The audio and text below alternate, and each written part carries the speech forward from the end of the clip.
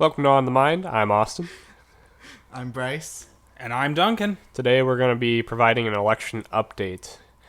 We're going to go ahead and start with Gary Johnson. So, Duncan, what's Aleppo? Well, that is a deep metaphysical question that depends strongly on what your definition of is. Or it could be an acronym. Is. Anyhow, so the incident to which Austin is referring is... Duncan, ISIS confirmed. Indeed. So the incident to which Austin is referring was a major gaffe on the part of Libertarian candidate Gary Johnson, while on, I believe it's MSNBC's Morning Joe was the program that he was on at the time. He was asked by the host of that program, I believe the exact quote was, "So, if elected, what would you do about Aleppo?" This was without context in the case of the Syrian Civil War, so they were not speaking of the Syrian Civil War at the time. Yeah, weren't they speaking about a completely different subject? And correct. And the other thing is that this is a very odd phrasing for the question. Obviously, what would you do about Aleppo is a lot less clear, especially out of context, than if elected, what would you do about the Syrian Civil War, or if elected, what would you do about the struggle between President Bashar Assad and rebels in Syria.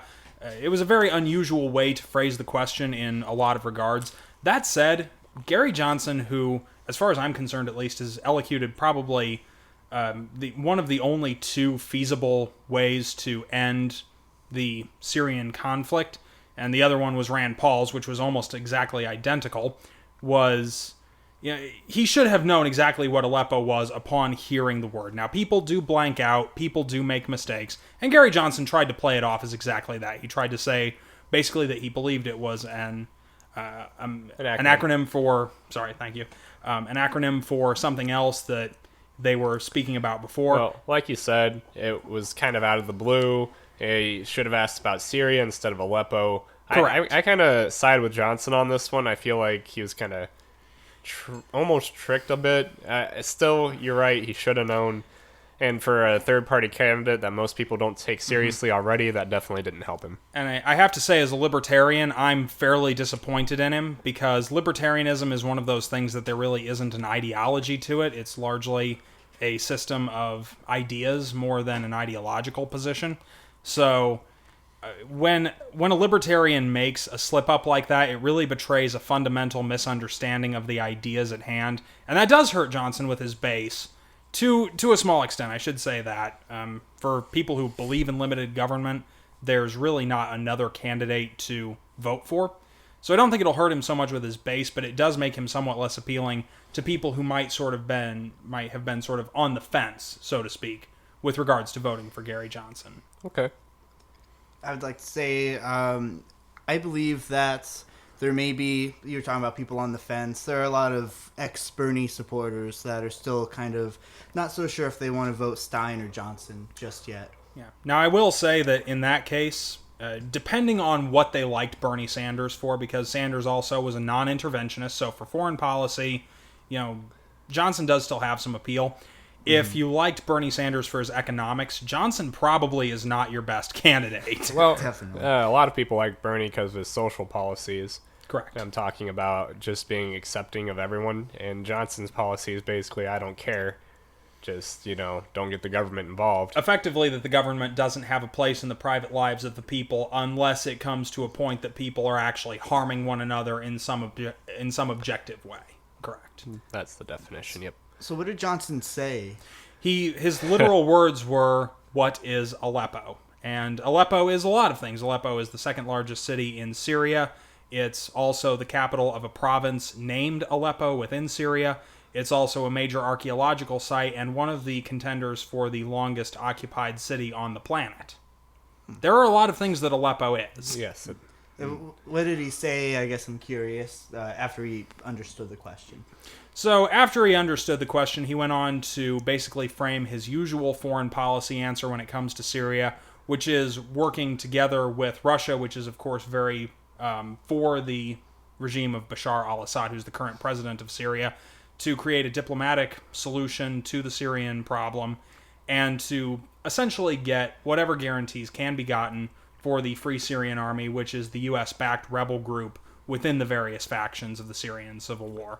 So it's a good basic structure for figuring out a diplomatic solution that doesn't end in a bloodbath, but the result of this is, at this point, Bashar al-Assad has won. Even though he hasn't regained control of the entire country, there is no power in Syria, be it Daesh, be it the Free Syrian Army, or be it Jabhat Fatah al-Sham, which is the new name of Jabhat al-Nusra, the previous al-Qaeda affiliate in Syria, that could effectively challenge him to rule the country. So by attrition, Bashar al-Assad has already won the war. And his answer probably hurt him with Republican-based voters. Certainly Republican-based voters who are very interested in foreign policy. Essentially, anyone who is interested in foreign policy would have been fairly disappointed in Gary Johnson's answer, or lack thereof, I suppose, would be more appropriate to say. All right, covered Johnson pretty well. Don't we agree, or do you want to keep going? I think so. I think that pretty much... All right. So for our Jill Stein expert, what do you got?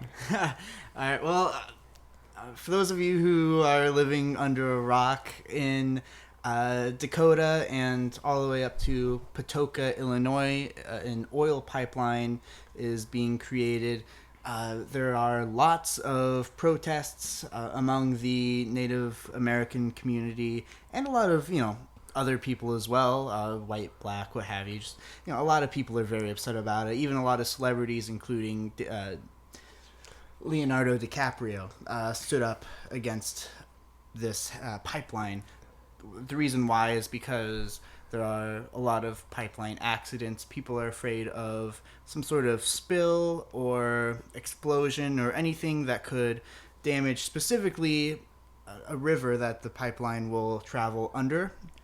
This pipeline links the Bakken and what is it? What are you laughing at me for?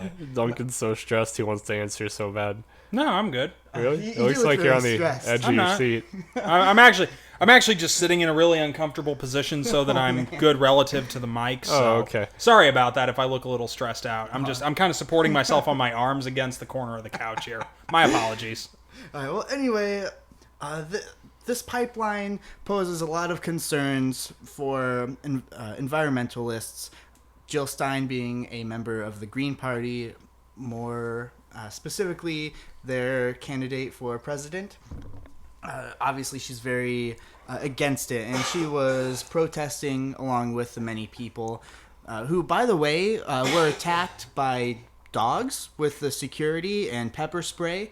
A lot of fights even broke out. A lot of people are very upset, and you can look up videos if you like to see. There are dogs with bloodied mouths Those attacking. dangerous, violent hippies. Yes, attacking the hippies and Native Americans. Anyway, what happened with Jill Stein was while she was protesting, there was a vacant bulldozer that the company Energy Transfer had left after the employees had left because they kind of lost that battle to the protesters. Well, she spray painted and vandalized the front part of the bulldozer, the part that The blade, dozes. so to speak. Yeah. Okay. I'm not sure what exactly she painted on She it. wrote, "I approve this message" in Oh. I believe red paint, if I'm not mistaken. Okay, I looked it up. I couldn't find it. Yeah, it was. Some of the news sources reported that, some of them didn't. But every report I've seen that actually listed the message had it as "I approve this That's message." pretty funny. It was quite ironic. I'll give her that, if so- little else. Obviously, this is vandalism. There's an arrest warrant out for her now. What we're kind of disagreeing with amongst us was, I guess, obviously she did break the law. What I'm saying is that's really awesome. This appeals more to the far progressive left. What she did was she took a stand. Yeah, it was illegal. Yes, it can also be fixed. It's just spray paint. I don't know, thoughts? Anyone else? Well, chime if I in? remember right, Donald Trump also said something along the lines of him doing something illegal that appealed to his extremely far right. Yeah, he said that if he were to just shoot somebody, go out in the street and just shoot somebody in the head, that his voters would still vote for him. And most of us would agree that he is kind of loose in what he does and does not do. So if he did do that, we'd expect him to be arrested. I understand the severity of the crime is much higher with murder or attempted murder. Or... I hope she gets arrested. Really? Because that would be great Ooh. for her campaign. I mean, she'd spend a few days in jail, right? She'd pay a fine. Disagree. But I think it'd be great for her campaign. Like, most of the people who I talked to about Jill Stein have never heard that name before, or have heard the name but didn't even know she was running for president. I think that to win the presidency, you need at least roughly half the country behind you. And she alienated about 80% of it. I think she has zero chance of winning the presidency anyway. Her only chance is to get her name known. And maybe people will look into her policies. And maybe among those people who do, enough will disagree with Hillary or Trump and agree with her. As well as Johnson. I should throw his name in there too. And so my point is that she's not going to win anyway. She's just having fun and being herself and standing up for what she believes is right. Had I been there, I would have done the same thing. Just because I don't like Energy Transfer, the company that's building the pipeline. I don't like that the pipeline's being made at all. Okay. Okay, is this my time for rebuttal? Sure. Short time, yeah. Sure. Okay. So, I do completely agree that, of course, there is a question of the severity of the crime. Obviously, this can simply be washed off, but the simple fact is she committed vandalism. She was trespassing at the time, as were all of the people who were with her. And the simple fact of the matter is she broke the law. Now, there is some concern with this because, obviously, there is some chance that the fact she's a presidential candidate will sort of outweigh what she did and make the actions taken against her a little harsher because she is the leader of a movement. Obviously, that from a legal standpoint is incorrect. But the simple fact of the matter is this. She completely disrespected one of the 2 or 3 most fundamental founding concepts of Western legal systems, which is the right to private property. That right is pretty absolute, and frankly, I think we have to question if Jill Stein, presidential candidate, is that willing to flagrantly disregard the right to private property in her actions and with her words, then what should we expect out of a Jill Stein or a supporter of Jill Stein's presidency? I think that raises very concerning questions with regards to the status of private property under that kind of an administration. I guess my question is, where exactly was it? It wasn't on the federal land we were talking about, is what I'm getting from you. But was that land seized from a Native American tribe? With regards to that, I cannot say exactly where it was, but it was on a construction site, which is why the bulldozer was parked there. And a construction site, may I add, that was not open to the public. As far as I know, it wasn't yet on a Native American grounds. I believe that they were going to move to that area later in the future. But again, that's just hearsay. I have no idea, really. Okay. Oh, well, with regards to that, though, with private property, the energy transfer in this pipeline in general is kind of also violating, in a way, private property. A lot of farmers, not even the Native Americans, but farmers that are in the path of the pipeline itself are very against this because of the environmental issues and because that's on their private property. A lot of it is just the idea of don't touch my stuff. Like, they just don't really want people on their land messing with their stuff. Other people are afraid that this might interfere with their crops should there be a problem. You saw this a lot with the interstate system, actually, when eminent domain became a hot topic in America. If you want to elaborate more. Now, I will actually say this. As a libertarian, I have a point of agreement with Jill Stein on that one in terms of the usage of eminent domain right. I disagree with it in all but the most absolutely necessary circumstances. Now, the interstate highway system, that you can kind of debate back and forth because there really wasn't another way of creating that kind of transportation infrastructure. But here's the thing. Jill Stein had a valid point with regards to the private property aspect of this, and then she made a complete hypocrite out of herself by then proceeding to do to the people she disagreed with precisely what she was saying they shouldn't be doing. I mean, I know we probably may disagree on the interpretation of that a little bit, but hypocrisy is one thing that's just... I think that pretty much... It had the same kind of irony as what she spray painted. Very much so in some ways. So I think it was an incredibly hypocritical and, frankly, an incredibly stupid move on her part. We don't call people stupid on here, Duncan. Bryce has learned that the hard way. I'll still call you stupid. I don't care. Stupid in terms of the implications that it had relative to her message. I should probably clarify that. There you go. Yeah, you guys call it hypocrisy. I'll call it fighting fire with fire. We both agree, or we all agree, that it's potato, though. She did break the law. I think we all think she should pay some sort of fine or whatever the consequences are. Yeah. Now, I should say, I think she should pay the fine and whatever, a couple days in jail that any other person, any private citizen would incur. And I want to make that absolutely clear. A lot of people would probably want her sort of made an example of because she is a national figure of some prominence. That should not come into play in the case whatsoever. From a legalistic standpoint, it's completely irrelevant. Agreed. All right, so do we want to move on to our favorite person? Do we? Who's our favorite person? Well, obviously, Me? Hillary Rodham Clinton. Yes, I would love to move on to not my favorite person. Duncan, Among thank you my for least clarifying favorite once again. Okay, I guess it's my turn to explain a little bit. Yes. In a 9/11 remembrance ceremony in New York City, 15 years now, never forget, obviously. So she was at the ceremony for an hour and a half with other prominent political figures in New York, other senators, former officials, and the mayor.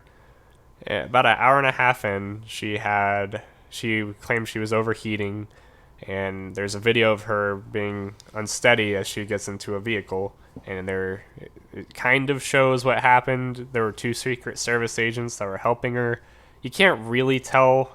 It did look as if she was stumbling a little bit, stumbling. obviously having a little trouble standing up on her own. I wouldn't call that fainting. No, she didn't faint and she didn't collapse. She was definitely still conscious upon entering the vehicle. Absolutely. And she went to her daughter Chelsea's apartment in Manhattan. Correct. Right. There's so many parts of New York. After that, she was there for a little while. I'm not exactly sure. About an hour and a half, another 2 hours. I didn't want to say an hour and a half because that's how long she was. Yeah, it was about that long. Okay. And earlier this morning, we found out she had bacterial pneumonia. Bacterial pneumonia, correct. Yeah. Pronunciation is key, kids. And now there's reports. Potato. Thank you, Bryce. There are reports from various conservative doctor associations saying she's unfit for presidency, though I would say Duncan tells me that was before this even occurred. Correct. Now, conservative media outlets and even some doctors have been saying for some time that she should probably drop out of the race for very ill-defined health concerns. Now, she did release, not too long ago, a fairly complete medical record that showed fairly normal overall for a woman who's 68. She's in very good health. She did have a blood clot, I believe, in 2011 or 2012. It was sometime around. Secretary of State. Correct. So she did have a blood clot that she had to have removed. Since then, she has been on daily blood thinners. She does have I forget the condition. Anyway.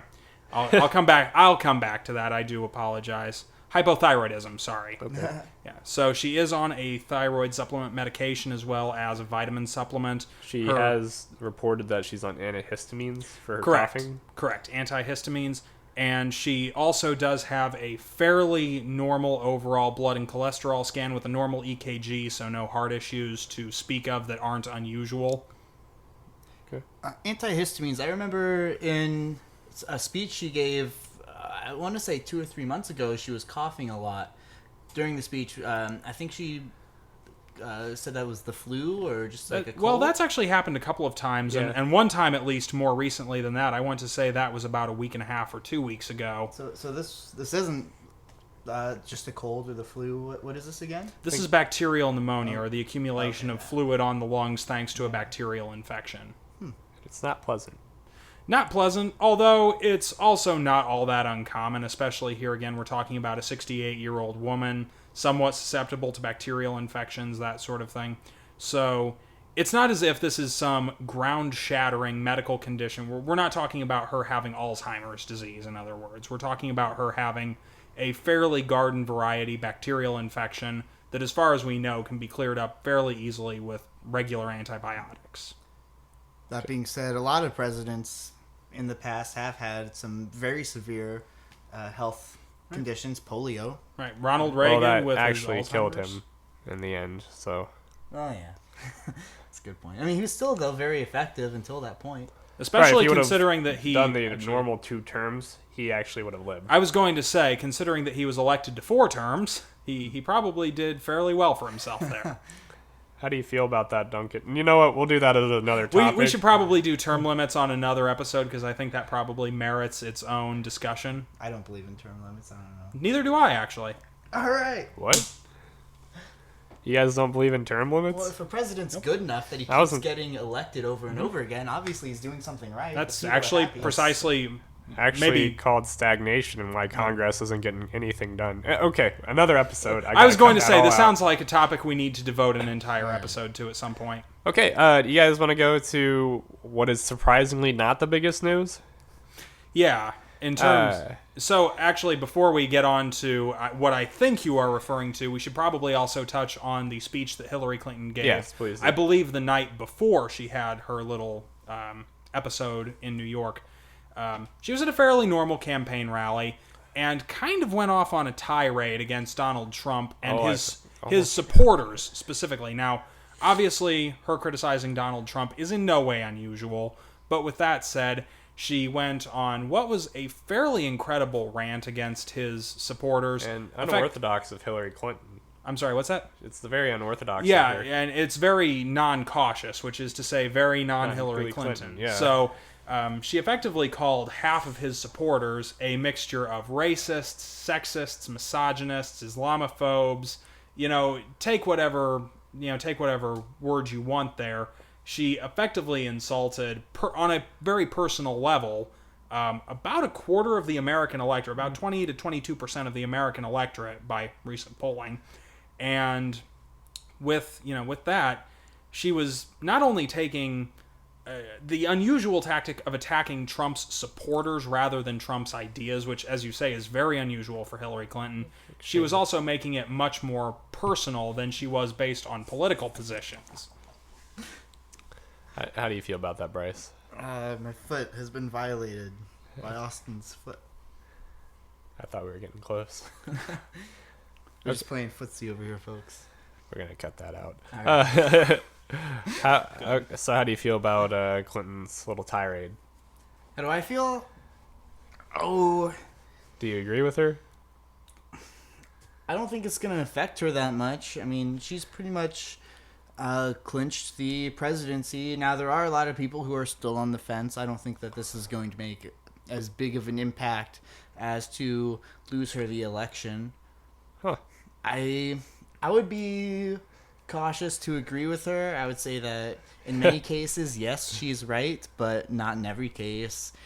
And just like you guys said, that was very uncautious of her. No, is it incautious or uncautious? It's incautious, right? How about aggressive? We'll just use aggressive. So one thing I would like to briefly bring up is not so much the effect within her base, which, as Bryce says, hasn't been affected by this at all. Obviously, the people who were predisposed to vote for Hillary Clinton aren't going to not vote for Hillary Clinton because she insulted people who disagree with not only her, but also them. Now, this may have a more substantial effect in the Republican Party, which up to now has been very divided on the Trump issue, still within several demographics. Something like this, where she's taking, and we're going to get to Trump in a minute, who actually had what was amazingly a fairly cool-headed response to all of this, which is, again, very uncharacteristic. Is Like this the Freaky tables have Friday? Is turned. this Freaky Friday? Might be. Anyway, this may have the effect of uniting the Republicans much more behind Trump. against someone who is essentially caricaturing their ideas as, racist or sexist or whatever, when that may not actually, and in fact in most cases is not how they would actually perceive it at all. All right. Well, let's get to him.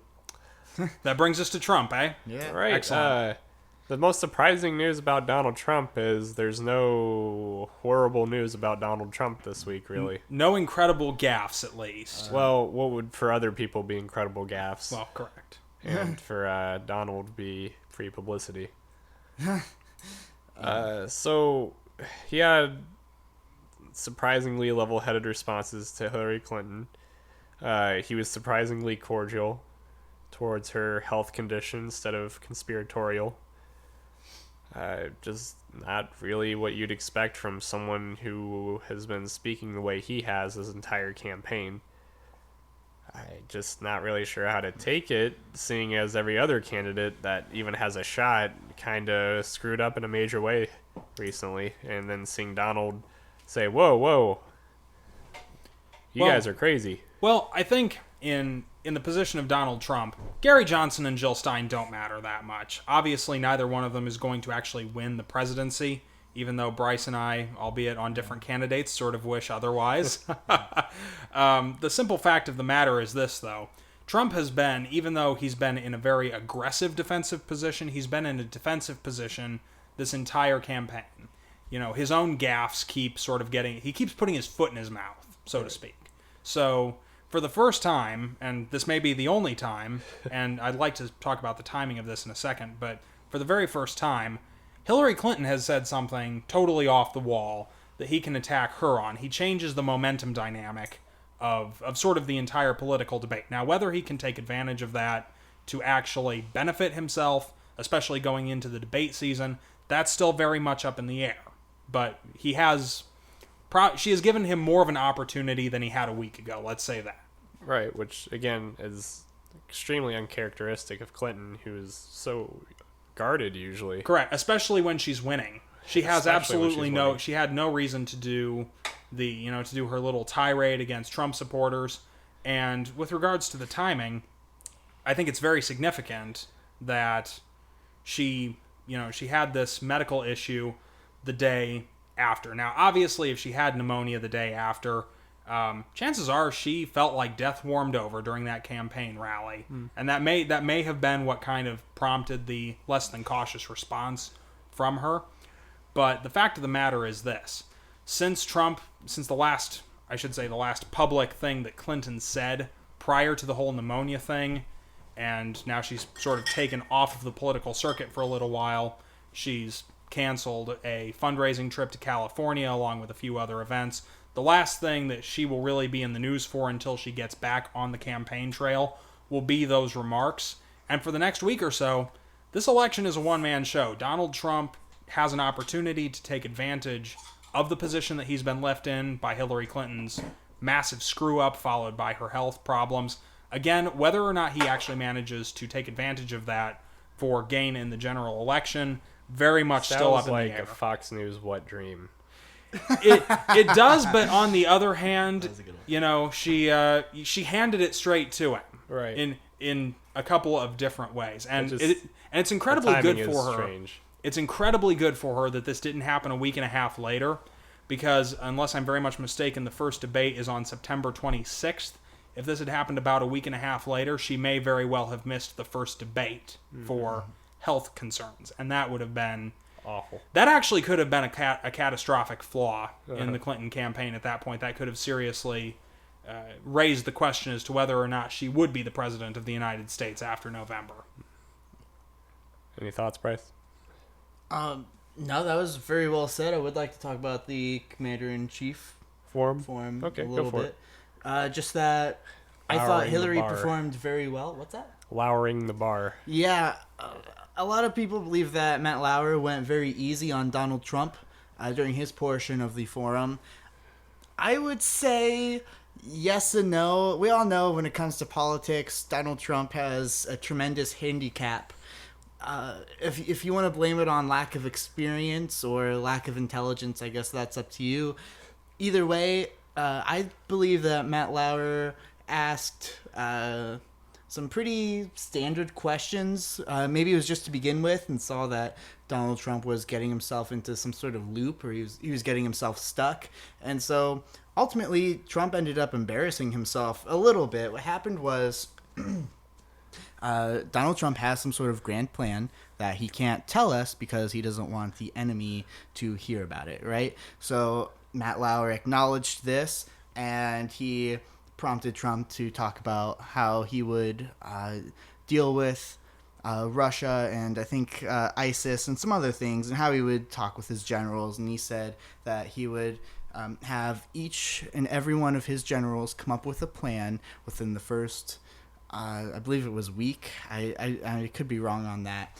And Matt Lauer said, well, but you have a plan. And Trump said, well, yes, but, well, I would ask them what their plans are, and that way, in case their plans are better, we'll go with that one. But if my plan's the best plan, then we'll stick with my plan. And it just kind of became this weird loop, and like I said, he just lost.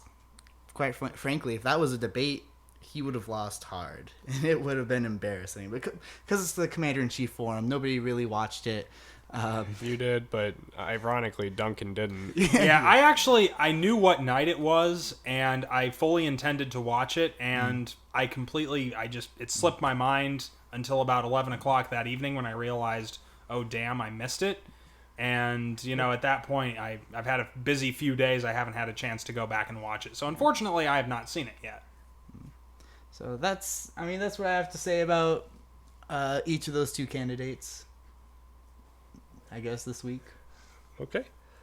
Well, I didn't watch that forum. I just read the overall. Clinton actually got asked some real questions, and Donald Trump was asked basic arithmetic, is what I got from that. Really, I think that sums up the update. Anything else we want to add? Real quick, Bryce, do you want to go first? Oh, you go ahead. Oh, okay, thank you. So, I think that what we've taken away from this week, Hillary Clinton has, by a mixture of medical issues and kind of some less than tactful speaking on her part, maybe made an opening for Donald Trump. That's less important, in my opinion, than the third-party issues, because we've seen both of the major third-party candidates, as much of an oxymoron as that may be, make some pretty major gaffes this week. So my concern here is that Gary Johnson and Jill Stein, agree with them or disagree with them, represent a possible alternative to the two-party system in America, which I think is something most of us agree we probably do need to some degree. And I think that there is probably more burden on them to perform well and to not make mistakes like this than for a major party candidate who is just accepted as a candidate for the presidency versus, Jill Stein, committing vandalism, or Gary Johnson completely failing on a basic foreign policy question. I think these are things that would be written off if it was a major party candidate, but these two have got to be way more careful in the future if they ever hope to turn kind of fringe third parties into more of a parliamentary electoral system in the United States. I think the burden on them is huge to perform well, and every move on their part has to be calculated with that exact goal in mind. What were you going to say, Bryce? I would like to tell a story. Oh, well. You got a time limit. All right. Okay, imagine this. This is America's possible unfortunate future. Jill Stein is arrested and cannot perform in the rest of the race. She's in jail for the vandalizing for the rest of the election cycle. Can't be elected. Not that she would win anyway. So she spends a long time in jail. The emails that WikiLeaks claims that they're going to release come out, show that Hillary is not only corrupt, but is also lynching people who are getting in the way of her election, and she goes to jail for a very, very long time. Now, the rape cases, which honestly I don't believe have any real claim to them, but if they do, they wind Donald Trump up in jail now for a very, very long time. Now imagine Gary Johnson the presumed president now, since all three other candidates are in jail, relaxing in his cottage. Does he have a winter cottage or like a vacation home? To the best of my knowledge, his only house is actually in New Mexico, where he lives with his wife. I don't know for a fact that they don't have a secondary house, though, so I should qualify that. Well, Let me derail your story. I'm getting to the end. Okay, wrap it up. All right. He is relaxing. He wants to celebrate with some friends. He goes on a drive to a bar. And on the way there, he's taking some drags out of his blunt that he rolled. As you know, Gary Johnson does smoke weed. And on his way to the bar, he gets pulled over. And the police find his blunt, and he winds up in jail. Now all four candidates are in prison, and America's left without a leader. That's my story. Well, actually, you're wrong, and I'll tell you why. We were just talking about the vice presidential people taking over those spots. Pence and Kane, Should respectively. be Pence, Kane, Weld, and Yeah, but that's Baraka. less fun of a story. Baraka. Yeah. Juma Baraka. Oh boy. I thought it was a Jammu Baraka. Moving on. I thought the U was the third vowel. I could be wrong. So we derailed that story. Any final thoughts on the week, Duncan? Only the odds of that story coming true only even exist if Mike Pence and Tim Kaine and, of course, Johnson and Baraka are dead. They also go to prison. Oh, okay. They also go to prison for other unrelated for other reasons. things. So I guess my only final thought would be that that's always a possibility in any. There's always a possibility that all the people running for president will die or go to The jail. multiverse theory. Yeah, exactly. So probability is just very much against it. So I think I summed up my thoughts for the week though in my previous statement. So I'm good. You too, Bryce? Yeah. I had fun with that. I'm sure you all didn't. I just wasn't really sure what point you were trying to make. The story itself was interesting, but Well, I just wanted to for get my to final thoughts, I think it's truly horrid that Donald Trump was the only level-headed candidate this week. And I will leave it there. certainly unusual. I want to say go Jill Stein. I know non-Jill Stein supporters don't really like that she spray painted the bulldozer. I think it's awesome. It's kind of kick-ass. Woo. Do you want to promote your candidate? So I guess I would give a message directly to Gary Johnson on the off chance he ever finds this tiny podcast. Gary, do better in the future. You have good ideas. Articulate them well. Explain them well. And if you need help with foreign policy, get a hold of me. And for any moderate out there potentially running for president, please do.